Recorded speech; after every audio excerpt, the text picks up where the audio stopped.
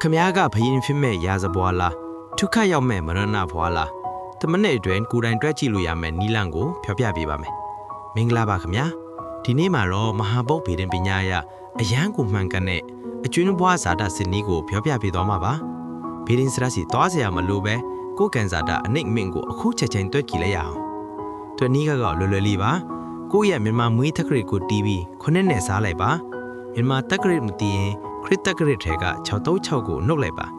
ရလာတဲ့အကျွင်း3ညကနေ6အထိပေါ်မူတည်ပြီးကိုမွေးတဲ့နေနဲ့တွဲကြည့်ရမှာဖြစ်ပါတယ်ကဲတွက်ပြီးပြီဆိုရင်အဖြေတိုက်ကြည့်အောင်ပထမဆုံး3ညတော့ဟာက3ညကိုကျွင်းသမားများအထက်တနင်္ဂနွေသားသမီးဆိုရင်ပူတီပွား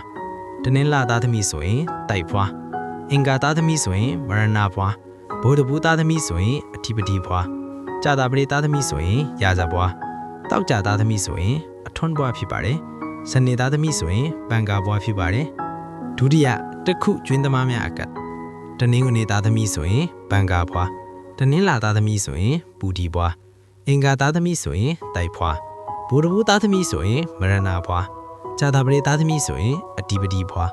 တောက်ကြသားသမီးဆိုရင်ရာဇပွားစနေသားသမီးဆိုရင်အထွန်းပွားဖြစ်ပါတယ်တတိယနှစ်ခုကျွင်းသမားများအကတနင်္ဂနွေသားသမီးဆိုရင်အထွန်းပွားတနင်္လာသားသမီးဆိုရင်ဘန်ကာပွား